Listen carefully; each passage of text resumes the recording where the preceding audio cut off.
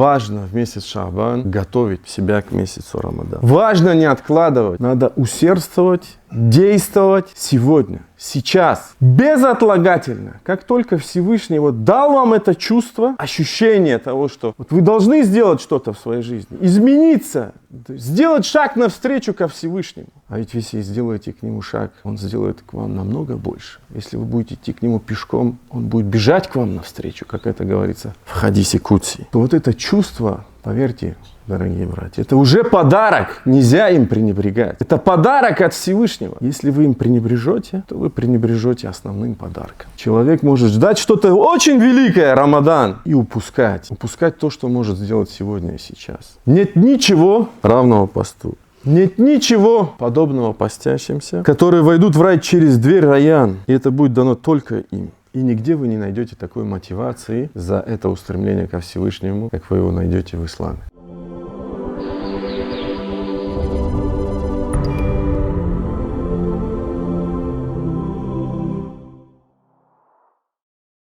Дорогие братья, сестры, самая большая беспечность человека заключается, наверное, в неосознании своей беспечности, в непонимании того, что он беспечен, в ожидании чего-то важного. Обычно у нас так в жизни бывает, да? Мы что-то важное ждем и откладываем. Откладываем на завтра, на послезавтра. Что-то, что хотим сделать в этой жизни.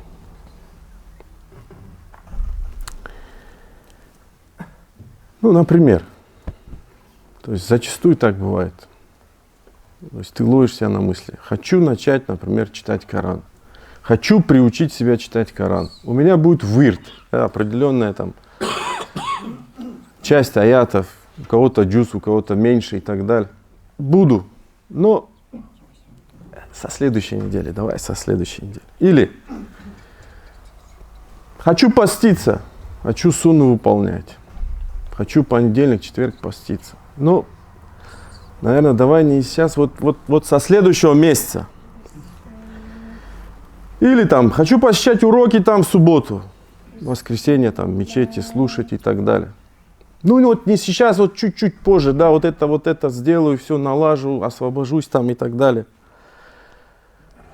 Хочу заняться спортом, мешает мне живот, тяжело дышать, поклоняться тяжело и так далее, здоровье хромает.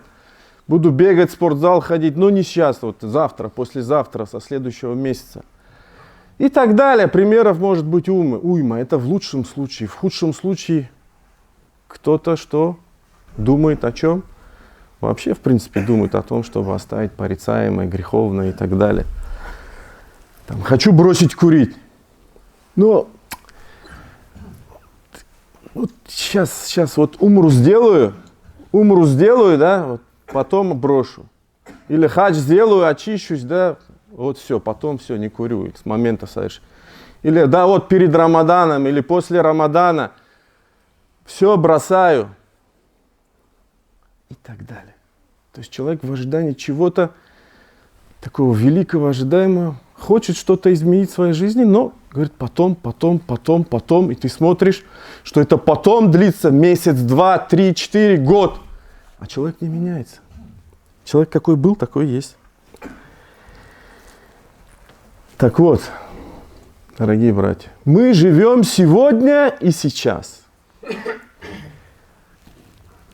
И мы не знаем, где и когда наступит смерть. Валя тадри нафсун би айи ардан тамут. И не знает ни одна душа, как говорит Всевышний, где она умрет, где настигнет ангел смерти человека, который придет забрать его душу. Не знаем мы этого. Поэтому надо усердствовать, действовать сегодня, сейчас, безотлагательно. Как только Всевышний дал вам это чувство, ощущение того, что вы должны сделать что-то в своей жизни, измениться, сделать шаг навстречу ко Всевышнему. А ведь если сделаете к нему шаг, Он сделает к вам намного больше. Если вы будете идти к нему пешком, он будет бежать к вам навстречу, как это говорится в хадисе Кудси. То вот это чувство, поверьте, дорогие братья, это уже подарок, нельзя им пренебрегать. Это подарок от Всевышнего.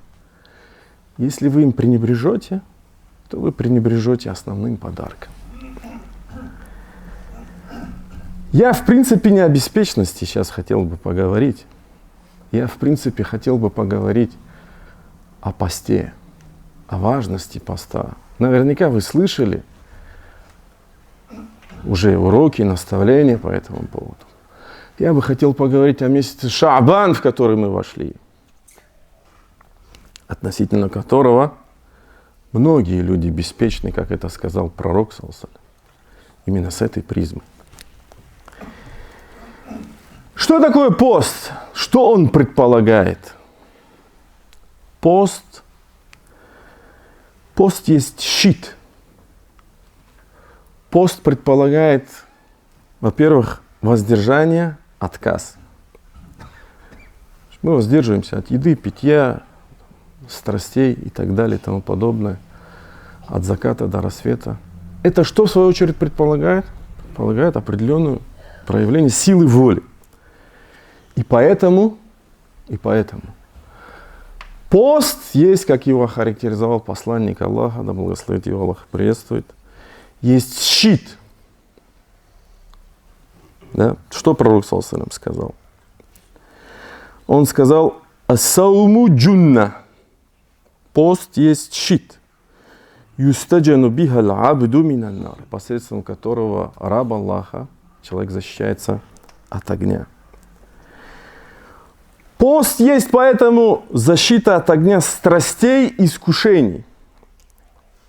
Что пророк ﷺ сказал, советуя молодым юношам, которые не женаты, не могут жениться и так далее. «Я ма'шару шабаб», о собрание юношей, кто из вас может содержать семью, пусть женится. Кто не может, то пусть постится. То есть это будет охранять его взор, оберегать его половые органы от запретного. А кто не может, что? Поститься. Поститься, фаиннаху лаху виджа, это будет для него защитой. Пост есть искупление грехов уже в этом мире. Как пророк ﷺ сказал от Хузайфы: «Фитнату раджули фи ахлихи», искушение мужчины, человека в его семье, у амалихи, в его имуществе, у аджарихи, в его соседах, тукаффируха, что искупляет? Искушение имеется в виду те огрехи, ошибки и так далее, которые он может совершить, да? Намаз, сала, уассиям, пост, уассадака и милостыня. Пост — это то, что усиляет чувство богобоязненности человека. Оно укрепляет его, как об этом сказал сам Всевышний: «Я юлядина аману», о те, которые уверовали. Предписан вам пост, как он был предписан тем, кто был раньше вас, иудеям, христианам. Причина лааллякум таттакун. Быть может, вы, для Аллаха, быть может, точно, это для нас, быть может. Почему? Это зависит от нашей искренности, от того, как мы будем поститься. Быть может, вы будете богобоязненны. Что предполагает еще пост? Милость Всевышнего, она настолько велика. То есть он устроил мир таким образом, что, я не говорю сейчас, что мы даем что-то, получаем, да, это само собой разумеющееся. Но вот милость Всевышнего, она устроена, то есть он так все распорядился так, что даже отказываясь от чего-то в угоду ему, выполняя его приказы, его волю, мы удостаиваемся, мы получаем нечто великое. Нечто взамен получаем. А что мы получаем взамен? Мы получаем то, что Аллах Субхану ва Тааля отдаляет нас от огня. Как это говорится в одном из хадисов. Ас-сауму юбаидуллах ан-нара ан ваджхи сахибихи.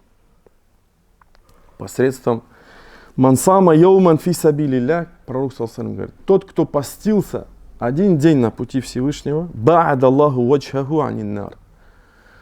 Лицо этого человека Аллах отдалит от огня сабаина харифа, на 70 лет.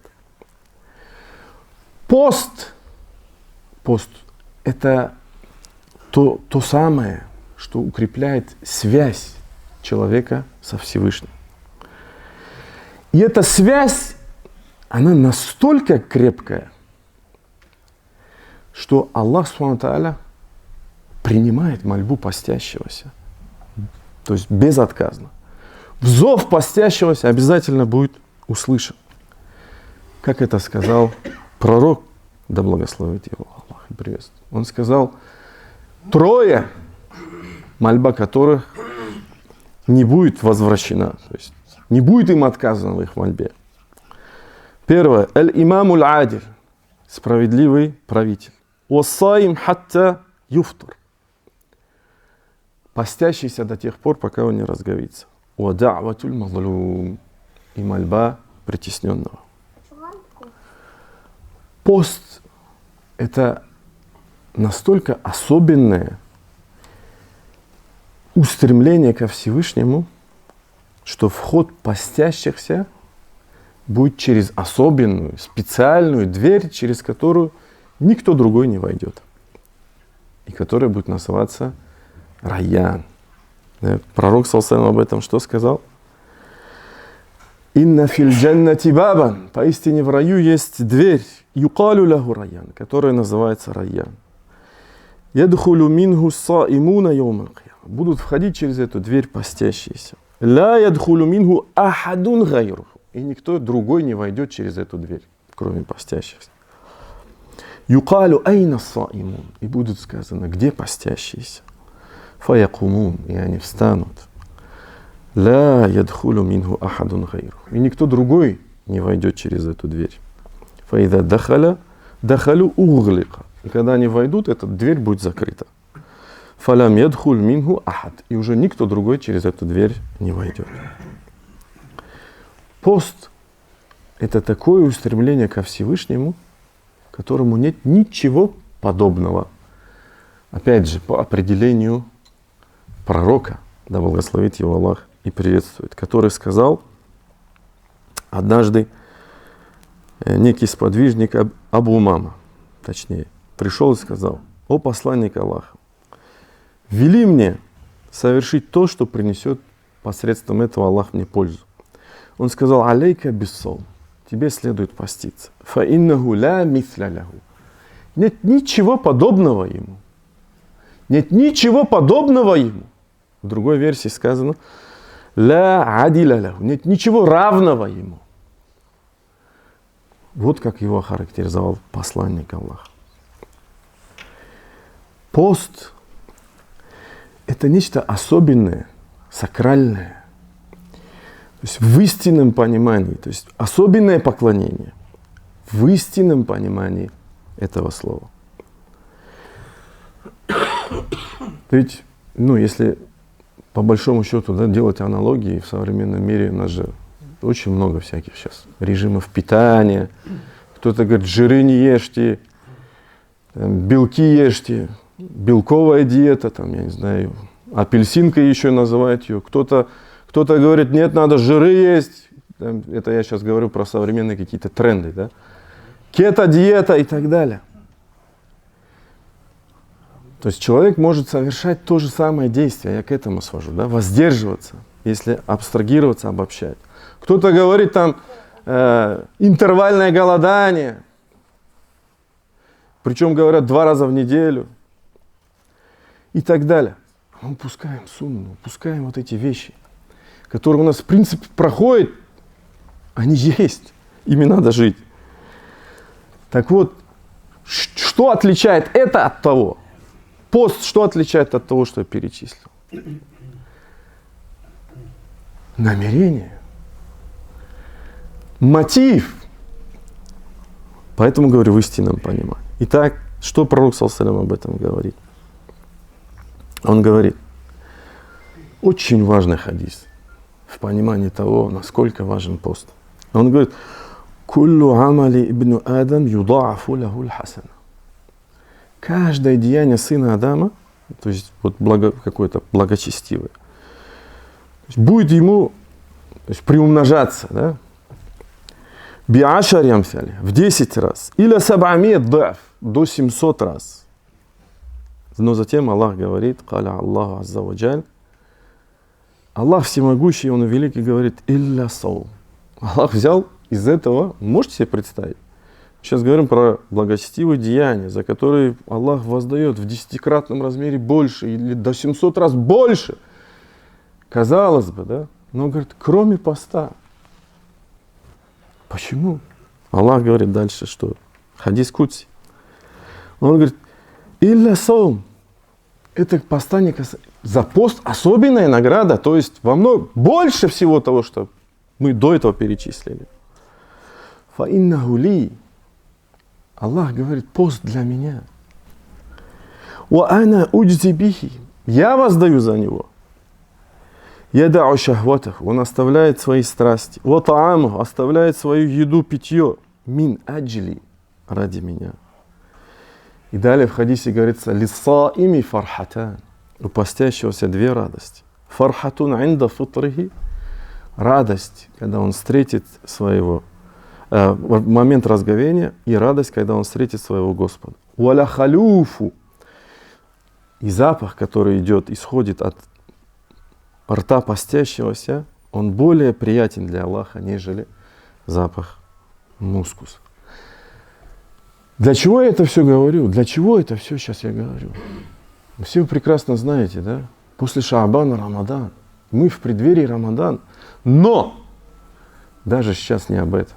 Я сейчас о том, что человек может ждать что-то очень великое, Рамадан, и упускать то, что может сделать сегодня и сейчас. И поэтому пророк саллаллаху алейхи ва саллям говорил про месяц Шаабан. «Залика шахрун яхфилу анху касиру минан нас». Это пост, это месяц, относительно которого люди беспечны. И поэтому пророк саллаллаху алейхи ва саллям, то есть люди тогда просто относились особенно к месяцу Раджаб, то есть он запретный, относились особенно к месяцу Рамадан, он особенный, но Шаабан выпадал как-то из их внимания. Поэтому пророк саллаллаху алейхи ва саллям это подчеркнул, и поэтому пророк саллаллаху алейхи ва саллям, как это проходит в сообщениях, он любил поститься в месяц Шаабан уже. И постился так, словно казалось, что он вообще не разговляется.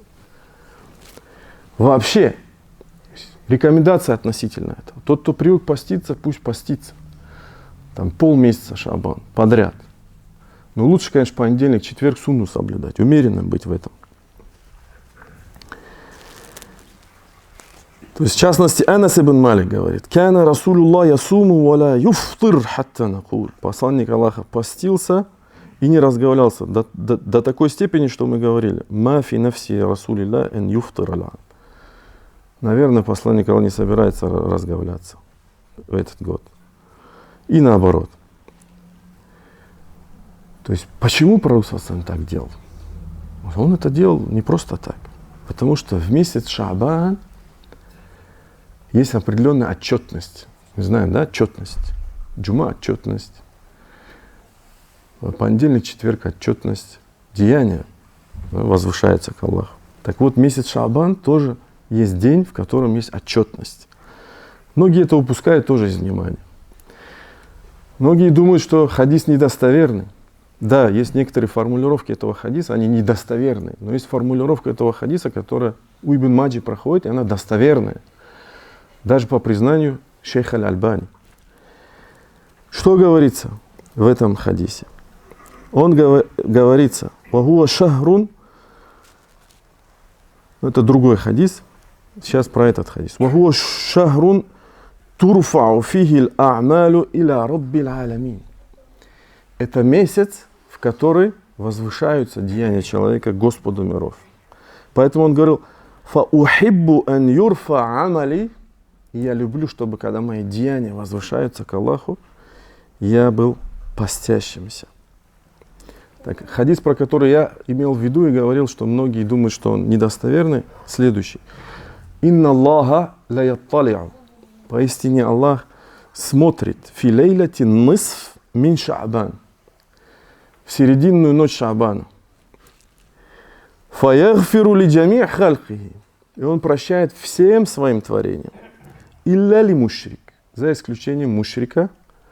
«Ау мушахан». «Ау мушахин, ау мунафик». Или лицемера. Этот хадис достоверный. По мнению Альбани, он приводится от Абу Муса аль-Аш'ари, приводит его Ибн Маджа. Ша'бан, дорогие братья, это подготовка. Подготовка к Рамадану. Месяц Ша'бан, он подобен, то есть, если мы говорим месяц Рамадан, в нем двери рая открываются, двери ада закрываются и так далее, то месяц Ша'бан это как будто вы входите в основные ворота. Представили это, да? Некоторые праведные предшественники делали такие сравнения. Раджаб – это месяц посева. Ша'бан – месяц полива. Рамадан – месяц сбора урожая. Или же такой образ. Раджаб – месяц благодатных ветров. Ша'бан – месяц благодатных облаков, а Рамадан – месяц благодатного дождя. А ведь мы знаем, дорогие братья, что, в принципе, да, в соревновании, в совершении благочестивых поступков, праведных поступков, для человека, в принципе, для него нет предела совершенства в этой жизни. Но определяет это соревнование, это устремление в совершении праведных, благочестивых поступков, но оно определяет и гарантирует для него высоты. Гарантирует для него великую вершину, чувство настоящего счастья, которое заключается в чем? Когда воля раба Аллаха совпадает с волей Всевышнего, да, где говорится в хадисе Кудси, что нет ничего любимого для Аллаха, чем совершение обязательного. А потом что перечисляется в хадисе? Совершение дополнительных. До тех пор, пока слух, зрение и так далее не будет слухом и зрением самого Всевышнего. То есть это, как Ибн Аль-Каим объясняет, это когда воля раба Аллаха, воля человека совпадает с волей Творца. И как я уже упомянул, почему это важно? То есть важно в этот месяц научить себя, приучить себя, привить себе поклонение, стремление и так далее, потому что этот месяц выпадает из внимания людей, и поэтому Пророк ﷺ на это обратил особенное внимание. Поистине в день джума есть такой момент, когда Аллах Субхану ва Тааля принимает наши мольбы. И я надеюсь, что мы застанем этот момент. Фастагфируллах ли ва лакум. Поистине вся хвала принадлежит лишь одному Аллаху. Лишь Его мы восславляем, лишь Его восхваляем, лишь Его молим о помощи, прощении и поддержке. Того, кого Аллах наставит на истинный путь, уже никто не собьет с этого пути. Кого Аллах ввел в заблуждение, уже никто не наставит на истинный путь. Так, дорогие братья, как я уже упомянул, важно в месяц Ша'бан готовить себя к месяцу Рамадан. Важно не откладывать сейчас, сегодня, то, что можно совершить сейчас, сегодня. Не откладывать. Если у вас есть желание, стремление стать лучше, приблизиться ко Всевышнему, поклоняться ко Всевышнему, делайте это уже сегодня. Не откладывайте. Какие рекомендации могут быть? Что? Как подготовить себя? Что делать? Во-первых, важно осознание, переосмысление, раскаяние и устремление ко Всевышнему. Каждый сам знает свои ошибки, свои недостатки. Пусть задумается над этим. Это к чему приведет? Это приведет, безусловно, к неудержимому желанию, если человек искренне анализирует сам себя, ковыряет сам себя, к тому, чтобы просить только Его, молить только Его, Всевышнего, обращаться только к Нему.